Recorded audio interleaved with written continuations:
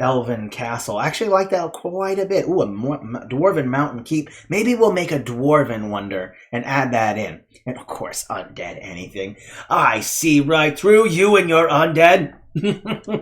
You know, I like the idea of an elf, and I think that's cool. And I actually want to make a shield or a like a kind of a shield that's surrounding the elf castle, protecting it from projectiles, from magic, from ugly people. I'm just kidding. I mean, whatever works, okay? I mean, sorry, that's mean. No, ugly people, I still love you.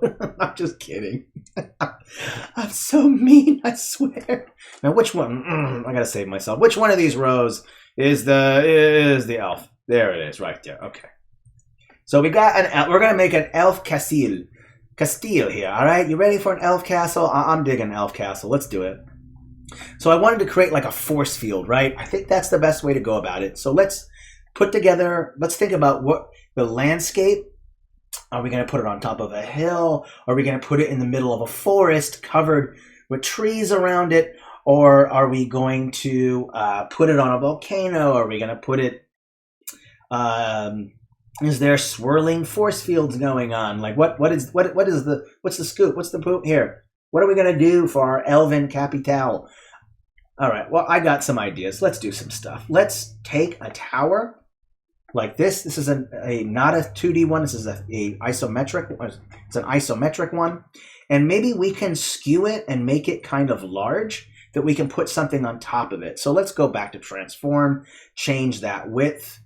So now it's nice and wide. It can fit some stuff on top of it. Okay, that's kind of what we're going for. We want to have something fitting on top of it and a force field that goes all the way around it. So let's do that. Now we've added that. This is what I would consider like a platform that we're going to put something on top of it, right? So we'll do that. Next, we want to pick like an elven thing. We used this one last.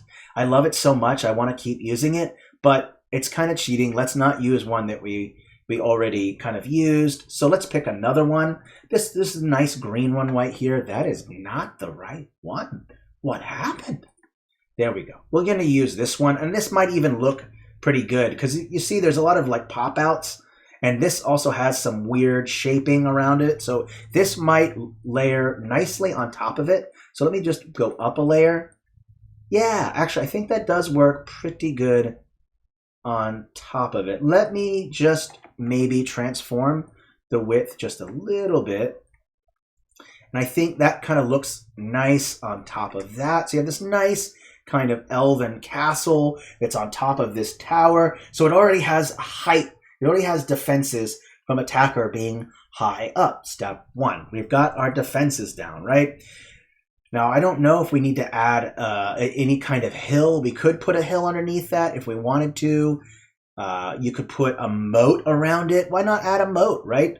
Or actually the force field. Let's do that force field. So let's do that. I like the idea of that force field. So I'm going to create some towers that are going to represent the energy source that produces the force field. So I'm going to take a couple towers. These towers will work just fine, these green ones. I'm going to stick with the same color scheme. And these towers are going to be the source in which this force field is emanating from. So I might want to put one maybe in each corner like this. One in this corner maybe. One maybe in this corner. And in this corner we have one tower. And in this corner we have the other. Okay, so we got these three towers. Technically there's four. There's one in the back. You can't see it. Okay, sheesh, you can't see it. And these things are going to kind of be the energy source in which our stamps are going to have a field around it. So let's maybe take one of these things and just say that this is the energy source. I'm going to change the color too. We already have a swirly going on. We don't want to have more than one, so I might change up the color. Let me boost that saturation so I can really see the colors that I'm working with. I kind of like that. I'm also going to change, add a shadow to it, add an object shadow, put a green object shadow around it. Let's go with maybe this color instead. And I'm going to change that shadow as well so that it's not quite as big and going out, projecting as far. Let's check out what our other options are. Ooh, let's get a little bit of blue in there. Yeah, there we go. This looks good. And I'm also going to transform it a little bit as well.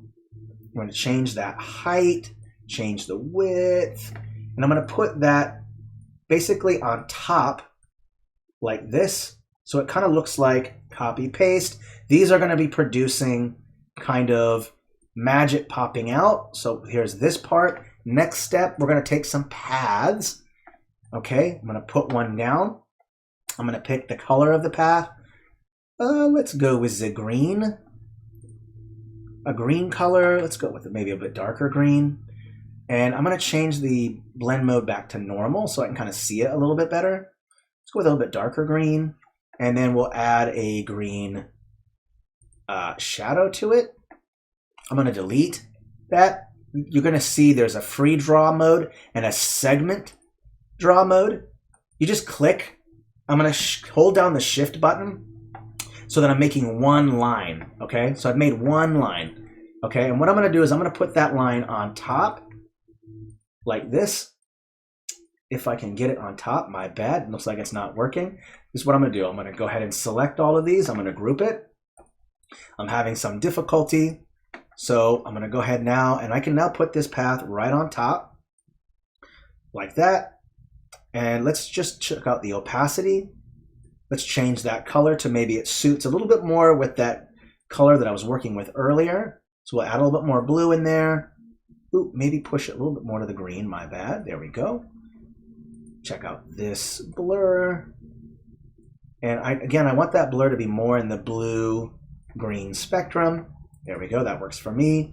Just copy, paste. Copy, paste. And I think you could put one more in the background if you wanted, like this, so that you can kind of see all of them. And so what you have are these kind of towers that are kind of protecting, that kind of create like the shield part. So we've done that. That last part now is to kind of create the shield itself. Right, so there are a lot of different options that we can go with making the shield. I'm going to stick with relatively stamps within the same style. Don't want to go too far off. So I'm going to make this nice and big. We're going to scale it way up. Make it nice and big. We're also going to transform it so it looks more like a circle instead of that shape. So we might want to go to height, boost it up like this, make it nice and big. I'm going to put it right on top. Just like this, and we're going to go ahead and just go straight to our blend modes, and we're going to see if one of them works well. We'll go to blend mode, screen, dodge, overlay, soft light, hard light, difference. Whoa, that's tripping me.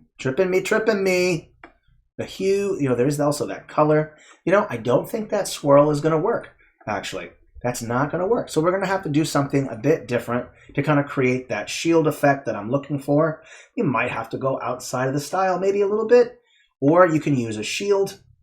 A shield might work. Let's try using a shield that first has a color. And since the theme is green, let's open up a shield like this. Make sure it's big enough. And, it is a force field, so shield kind of makes sense, right? So let's do this. We're going to do this instead. I'm going to change the blend modes, and I'm going to see if I can find one that might work to represent kind of a shield. Oh, hey, that's pretty cool right there. I kind of like that. Let's just keep messing around with our options here. Go overlay, soft light, hard light, difference, exclusion, hue, saturation. Whoa, hey, hue. I kind of like that. That looks kind of good. Let's boost this up, make this even bigger. There we go. All right. Yeah, there we go. Now we got this nice kind of like shield that goes around this castle. And if you want, you can kind of change. You can add a shadow to it, object, add a shadow to it. Let's go ahead and see if I can even see a shadow if I add it. I'm not sure if it will show up or not. Yeah, it kind of does. I'm just going to remove it though. We don't need it. And I think for now that kind of works. If you don't like that it's kind of covering everything, you can drop it down to layer 5, -5, and it will still show up like behind it, and that way you kind of haven't like completely washed out all the stamps with that green color. So that works out kind of nice. So we select all this, of course, we group, we rename it, and we call it Elf Castle. The Elf Castile is done. We only got one more left and 15 minutes to shoot. I like it. I'm going to go ahead and save at 50 changes. It looks good so far. I kind of like that. You can do all kinds of things with it. You could have made all kinds of weird designs to make it look like there's runes floating around the shield. You could have added in some sparks to make it look like it's glittery. There's all these different things that you could kind of go with that makes it look interesting. Entirely up to you what you want to go with. Just keep in mind that this blend mode might not work with whatever your background color is. So this might work for this. So you have to always test and play around with blend modes. And you might want to be careful what's behind this castle as well. If there's some trees behind it, then you might notice that the tree might look really weird with that stamp in that blend mode. So you have to always experiment with blend modes to see what looks good and what doesn't. I actually want to add in some trees in here as well real quick because I want to add in some terrain. It's always good to add in just a little bit of terrain. I'm going to add in these trees. I'm going to make them small. As always, I want to overlap. Just going to add in a couple, not too much, just a couple, because it's always nice to add in some landscape. You should always add a little bit. It looks unnatural if you don't add in just a little bit of landscape. I'm also going to hide the entrances of these towers because it doesn't make any sense to enter these towers from the outside. The towers can only be entered from the inside. So just adding in just a couple of trees with varying sizes will kind of help to kind of finalize this second to the last POI. Okay, so there is that. So you have this nice background to it. All right, so that part is done. I'm going to go ahead and save, and we're going to add the last one, and I think it